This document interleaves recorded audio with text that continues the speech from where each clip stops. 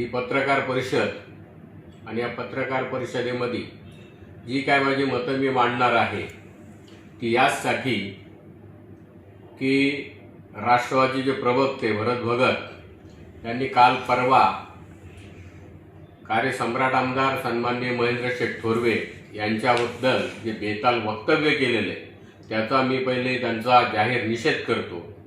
आणि त्यांनी त्यांच्या वक्तव्यामध्ये म्हटलं की या मतदारसंघामध्ये कुठली कामं आहेत, अडीअडचणी आहेत, हे विषय आमदार काही विधान भवनामध्ये मांडत नाहीत, परंतु त्यांना इतकाही अभ्यास नाही की सत्ताधारी आमदार हा विधान परिषदेमध्ये उठून लोकांच्या समस्यावर बोलण्याचं कारणच येत नाही की सत्ताधारी असल्यानंतर आमदार साहेब स्वतः सत्तेमधूनच लोकांच्या अडीअडचणीची जी विकासाची कामं आहेत, जी काही ठरले लोकांच्यासाठी जी काही सुविधांसाठी जी काही करायचं आहे ते स्वतः करून घेतात।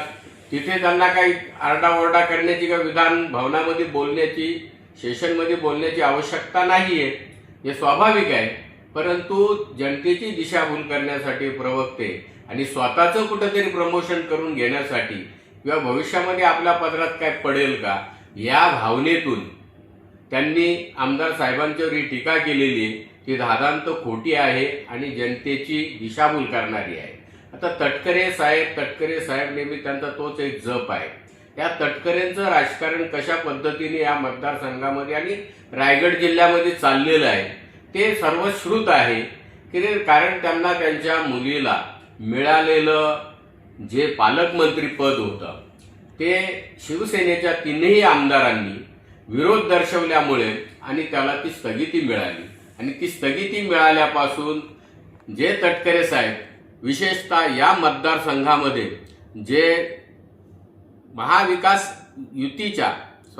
महायुतीच्या विरोधात जी भूमिका या ठिकाणी मांडतायत, कारण सत्तेमध्ये शासनाच्या म्हणजे केंद्राच्या सत्तेमध्ये आहेत, राज्याच्या सत्तेमध्ये आहेत, सत्तेची सगळे फळं चाकतायत आणि महायुतीच्या विरोधात इथे जाऊन उभाटाबरोबर युती करतायत आणि सत्तेतील आमदाराला, महायुतीच्या आमदाराला कसा शह देता येईल या पद्धतीचं राजकारण कटकारस्थान सगळं ते षडयंत्र रचण्याचं काम तटकरे करतात हे सर्वश्रुत आहे। आणि मग त्यांच्या प्रवक्त्यांनी म्हटलं की ज्या काही आता विधानसभेमध्ये सत्रामध्ये ज्या काही व्हिडिओ क्लिप ज्या काही प्रसारित झाल्या, भरत शेठ गोगावलेंची असेल किंवा महेंद्र दळवी साहेबांची असेल, ह्या क्लिप फक्त महेंद्र शेठ थोरवेंनी प्रसारित केलेल्या आहेत। हा जावई शोध यांनी लावला कुठून? आता हे राजकारण उघड असताना कारण सातत्याने महेंद्र शेठ हे भरत शेठ गोगावलेंचं समर्थन करताना आपल्या माध्यमातून, सर्वांच्या माध्यमातून समोर आलेले ऑन स्टेज पण त्यांनी कधी आपलं मत प्रदर्शित केलेलं आहे का भरत शेठ यांनाच मंत्रिपद पण मिळावं आणि पालकमंत्रीपद हे भरत शेठनाच मिळावं। स्वतः कधी अपेक्षा केलेली आहे तशी त्यांची इच्छाही नाहीये। त्यांनी तो शोध लावला की भरत शेठच्या विरोधात केल्यानंतर भरत शेठचं पद खाली झालं, तर भरत शेठचं पद खाली झाल्यानंतर महेंद्र दळवींना मिळेल, मग त्यांना मिळू नये यांना मिळावं म्हणून ती क्लिप काय महेंद्र शेठ यांनीच प्रसारित केली। हे धादांत खोटं आहे। कारण अडचण कोणाला आहे? तटकरेंना अडचण आहे, हे तर सर्वश्रुत आहे।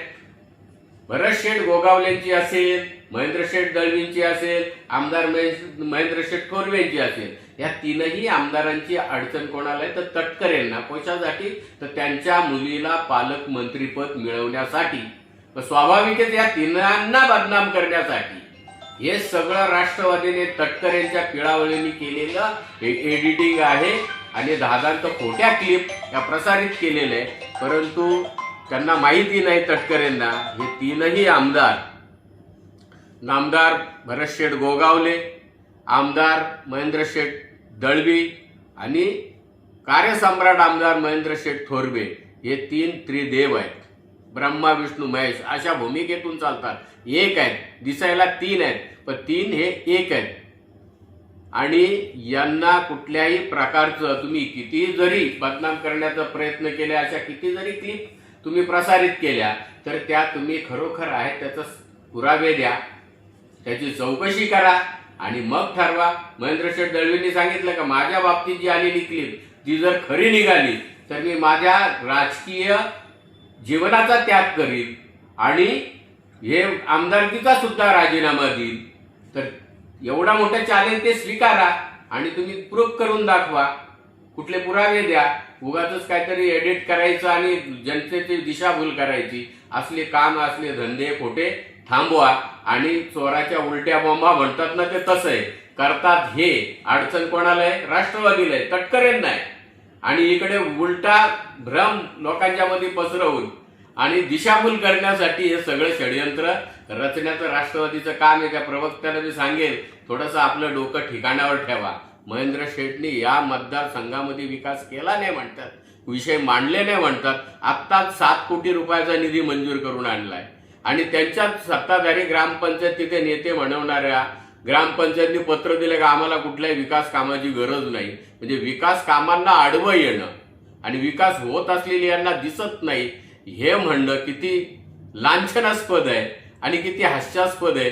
जनता सगळे जाणते. महेंद्र शेठ सातत्याने या मतदारसंघाच्या विकासासाठी, लोकांच्या अडीअडचणीसाठी काम करत असतात. आम्हाला तेच बोलावं लागतं. जनता बोलते आणि यांचं मात्र विरोधाभास असतो नेहमी. काय बोलतात त्यांना काय त्यांची बुद्धी ठिकाणावर आहे का नाही. शिक्षण जास्त, काय म्हणतात ना, शिक्षण माणसाला कमी असलेलं परवडलं, शिक्षण जास्त असलेलं परवडलं. पण हे अर्धवट आहेत ना, हे अर्धवट राहत नाही स्वतःचं भलं करत नाही जनतेचं भलं करू शकत. आणि एखादं विकास काम आणा, ते विकास कामातून कुठेतरी जनतेला तुम्ही दाखवा का आम्ही काहीतरी करतो. फक्त जी व्यक्ती अगदी सक्षमपणे आपल्या कार्यातून या मतदारसंघामध्ये विकासाचं ध्येय आणि उद्दिष्ट ठेवलेले ते पूर्ण करण्यासाठी सातत्याने रात्रंदिवस मेहनत घेऊन काम करतात, त्यांच्यावर तुम्ही टीका करता. त्यांना उलट्या सुलट्या तुम्ही काही षडयंत्र रचता, त्याच्यामध्ये अडकवण्याचा किंवा त्यांच्या बाबतीत काहीतरी विपर्यास करण्याचा प्रयत्न करता. हे विपर्यास करण्याचे प्रयत्न जरी तुम्ही किती केले तरी तुम्ही काय यशस्वी होऊ शकणार नाहीत. त्याचं कारण असे, सत्य हे सत्य असतं आणि खोटं हे खोटं असतं. सत्य हे कधी लपत नाही. तुम्ही कितीही जरी तुमच्या या वक्तव्यातून किंवा बोलण्यातून जरी ते किती जरी झाकण्याचा प्रयत्न केला तरी ते झाकलं जाणार नाही. महेंद्र शेठ हे एक उभरतं नेतृत्व आहे. भविष्यकाळ या मतदारसंघाचा विकासाच्या बाबतीत आणि नेतृत्वाच्या बाबतीत सुद्धा अतिशय उज्ज्वल आहे आणि तो उज्ज्वल होणार आहे. जी जनता या मतदारसंघातली अतिशय सुज्ञ आहे, ती जाणते की महेंद्र शेठ जे आज जे काम ज्या पद्धतीने करतात, असं काम या मतदारसंघामध्ये कोणी करू शकत नाही. कोणी इव्हेंट करतील, कार्यक्रम करतील, टीका करतील. टीका करण्याच्या पलीकडे ह्या राष्ट्रवादीच्या प्रवक्त्यांना किंवा त्यांच्या नेत्यांना दुसरं काही नाही. तटकरेंनी उत्तर द्यावं. मी तर म्हणेन का तुम्ही जर ही क्लिप प्रसारित केली नाही, महेंद्र शेठ थोरवेंना पत्रकारांनी विचारल्यानंतर नागपूरला त्या तिथे विधान भवनाच्या बाहेर की ही जी काय क्लिप प्रसारित झाल्या याच्याबद्दल तुमचं मत काय, त्यांनी स्पष्टपणे असं सांगितलं. काय सांगितलं की या सगळ्या षडयंत्राच्या पाठी तटकरे आहेत, हे मी जबाबदारीने बोलतो आणि मी सुद्धा आपल्या माध्यमातून त्या वक्तव्याचं त्यांच्या समर्थन करतो. कारण जे सगळा जर घटनाक्रम जर आपण बघितला तर हे तटकरेंचं षडयंत्र आहे, हे सिद्ध होतंय. म्हणून मी तटकरेंच्या बाबतीत आणखी काही जास्त बोलणार नाही. मी बोललो काय असं बोलतात का शिवराम बदेंची बाबा काय बोलावं का त्यांनी नाही बोलू नये का बोलतात. परंतु सत्य, मी म्हटलं ना, सत्य सत्य असतं. महेंद्र शेठ थोरवे ज्या प्रभावीपणे आज काम करतात आणि त्यांच्या नेतृत्वाखाली आम्ही पण सहकारी म्हणून काम करतो, तर त्यांचं जे वक्तव्य आहे, मी तर भले तर देऊ कासेची लंगोटी, भले तर देऊ कासेची लंगोटी, नाठाळाच्या माथ्या हाणू काठी. आम्ही खोटं बोलत नाही. जे सत्य ते तटकरेंच्या बाबतीत बोलू देत किंवा इथल्या मतदारसंघाच्या विकासाच्या बाबतीत असू, लोकांच्या समस्यांच्या बाबतीत असू, जे सत्य ते मांडतो, जे करतो तेच बोलतो आणि जे बोलतो तेच करतो आमचा नेता. म्हणून आम्ही तुम्हाला सांगतो तुमच्या माध्यमातून की महेंद्र शेठ थोरवे यांच्या बाबतीत जी केलेली वक्तव्य आहेत की जो जावई शोध लावलेला आहे, षडयंत्र जे रचलेलं आहे, त्याचा मी पुन्हा आपल्या माध्यमातून या राष्ट्रवादीच्या प्रवक्त्याचा आणि त्यांच्या नेत्याचा ना तटकरेंचा सुद्धा या ठिकाणी निषेध करतो. दादा, एक असं